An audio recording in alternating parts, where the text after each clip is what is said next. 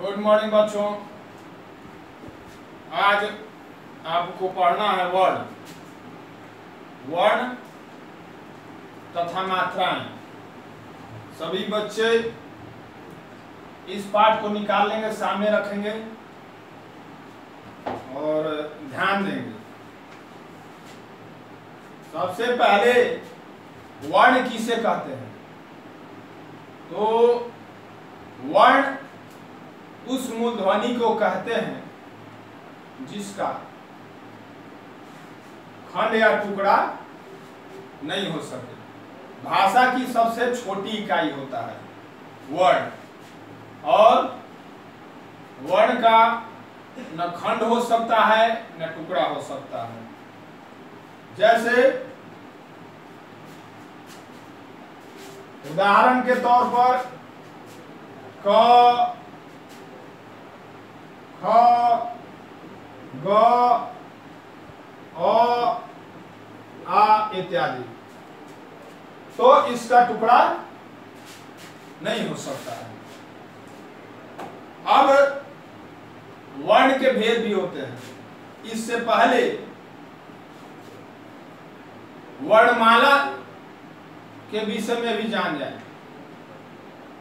वर्णमाला वर्णों या अक्षरों के समूह को वर्णमाला कहते हैं। अर्थात आप क से लेकर ज्ञ तक जानते हैं और अ से लेकर अह तक, इन सभी को मिलाकर वर्णमाला कहते हैं। तो वो अक्षरों या वर्णों के समूह को वर्णमाला कहते हैं। वर्ण हो गया, वर्ण मैंने बता दिया कि भाषा की सबसे छोटी इकाई को वर्ण कहते हैं। और वर्ण के दो भेद होते हैं। पहला होता है स्वर वर्ण और दूसरा व्यंजन वर्ण। बच्चों, स्वर वर्ण किसे कहते हैं इस पर ध्यान दीजिएगा। स्वर वर्ण वह वर्ण है जो दूसरे वर्ण की सहायता के बिना उच्चरित हो, यानी उसको बोला जाए। अंदर से आती हुई हवा बिना रुकावट के जो बोली जाए, यानी कि स्वर वर्ण दूसरे वर्ण की सहायता के बिना बोला जाता है। जैसे अ, आ, ई इत्यादि, यह 13 होते हैं। स्वर वर्ण 13 होते हैं। अ, आ, हर्षी,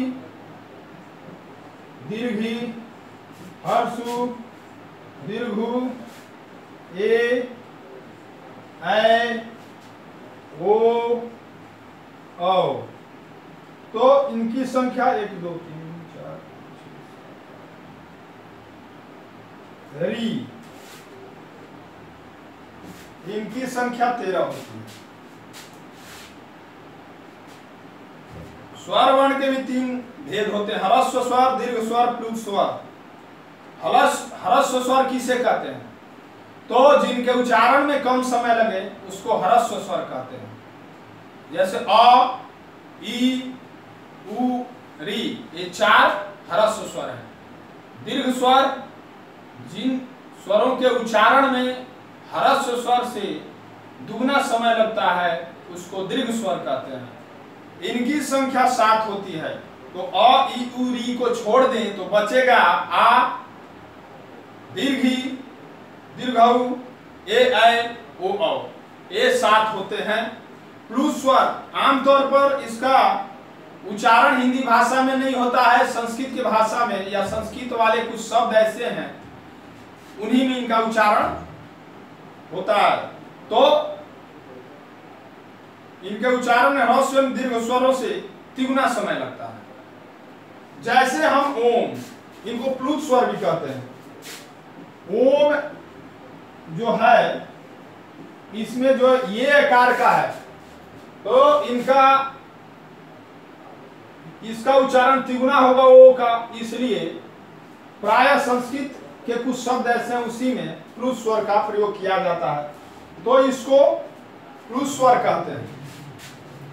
तो ह्रस्व और दीर्घ से तिगुना का समय लगे उसको प्लुस स्वर कहते हैं।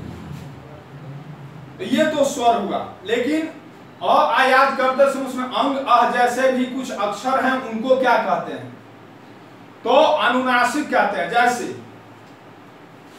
जिन शब्दों के ऊपर चंद्र बिंदु दिया जाए उसको अनुनासिक कहते हैं, यानी ये क्या है, अनुनासिक है।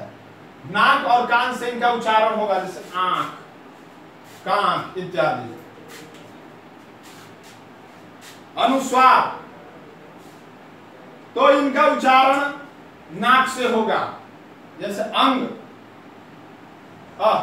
तो ये जंगल जब हम लिखते हैं तो ज के ऊपर जो बिंदु है तो लगा देते हैं, और उच्चारण करते समय जंगल यानी नाक से उच्चारण होता है अनुस्वार का।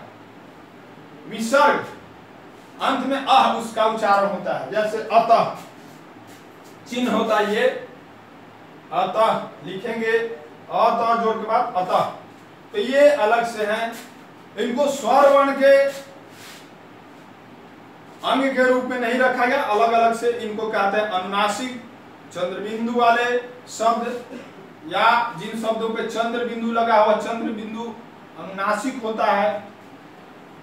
अनुस्वार, जिनका उच्चारण नाक से होता है। विसर्ग, अंत में अह, यही उच्चारण करके वह शब्द समाप्त होता है या वह अक्षर समाप्त होता है। तो इस प्रकार से स्वर्ण वर्ण पूर्ण हुआ। अब आता है व्यंजन वर्ण। तो व्यंजन वर्ण किसे कहते हैं, तो व्यंजन वर्ण का जब भी उच्चारण होगा उसमें स्वर की सहायता लेनी पड़ेगी, नहीं तो आवाज उसको नहीं मिल सकता है, उसका उच्चारण नहीं हो सकता है। संकेत के रूप में हम लिख तो सकते हैं व्यंजन को क ख, लेकिन इसको हम बोलेंगे तब जब इसमें स्वर की सहायता ली जाएगी, तब ये क के रूप में और ख के रूप में आवाज से हम इसको उच्चारण करेंगे। तो स्पष्ट हुआ कि व्यंजन वर्ण का उच्चारण स्वर वर्ण की सहायता से होता है। तो व्यंजन वर्ण कुल होते हैं 33। सामान्यतः क ख ग घ अंग च छ ज र ञ, ये सब क्या है, सब व्यंजन वर्ण है। इनकी कुल संख्या 33 होती है। व्यंजन वर्ण भी 4 प्रकार के होते हैं, स्पर्श व्यंजन, अंतःस्थ व्यंजन, उस व्यंजन और नासिक्य व्यंजन। स्पर्श व्यंजन क्या है, तो कवर्ग यानी क से लेके क ख ग घ च छ ज झ ट ठ ड ढ त थ द ध प फ ब भ, ये सब क्या है, स्पर्श व्यंजन।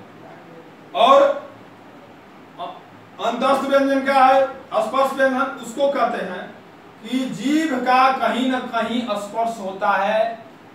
स्पर्श व्यंजन वर्ण के उच्चारण में जीभ का कहीं न कहीं स्पर्श होता है, इसलिए स्पर्श व्यंजन उनको कहते हैं। अंतःस्थ व्यंजन में कौन कौन आते हैं, तो य र ल व, यानी स्वर और व्यंजन के बीच की स्थिति जिसको, जिस व्यंजन वर्ण की स्वर और व्यंजन वर्ण के बीच में की स्थिति होती है, किनकी, अंतःस्थ व्यंजन की। ये कौन कौन होते हैं, य र ल व।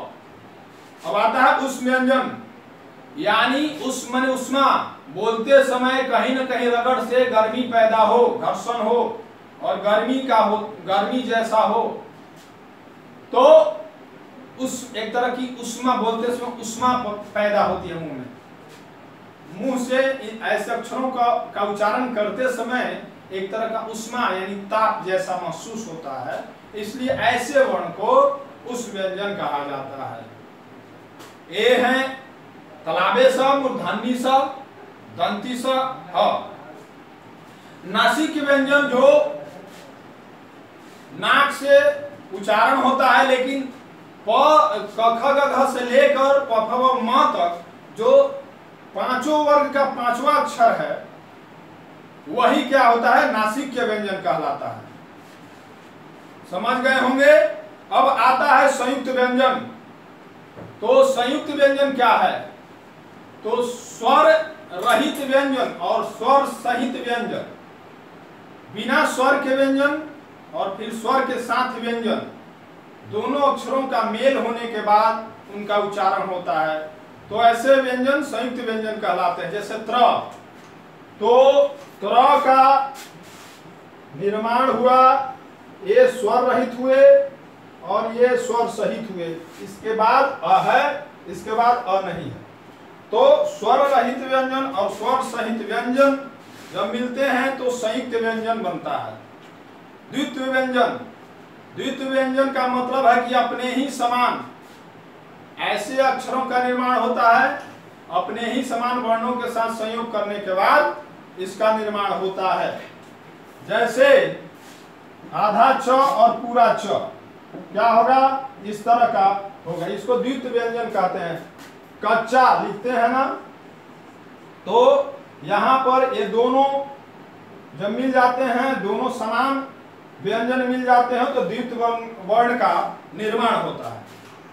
संयुक्ताक्षर, अलग अलग व्यंजनों के मिलने से संयुक्त अक्षर बनता है।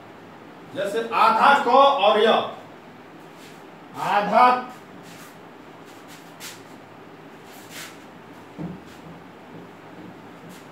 आधा क और य, तो क्या हुआ, संयुक्ताक्षर क्या बना। जैसे हम क्योंकि लिखते हैं, तो यहां पर जो क्या है, ये संयुक्ताक्षर वर्ण बना।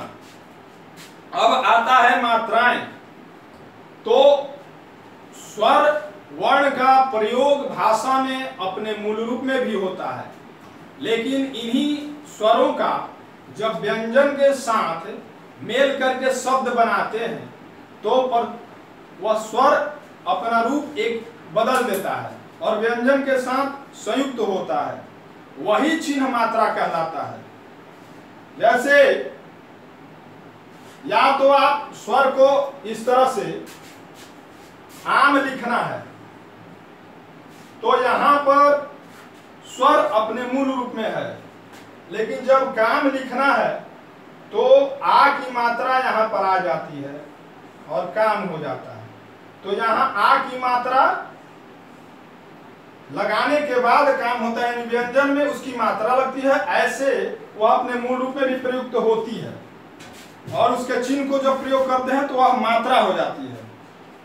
तो इस तरह से आप समझ गए होंगे वर्ण और उसकी मात्राएं। मैं उम्मीद करता हूं कि अच्छे से आप इस पाठ्य पुस्तक को पढ़िएगा। अगर समस्याएं होगी तो आप संपर्क कीजिएगा, अगले वीडियो में मैं समाधान कर दूंगा। Thank you.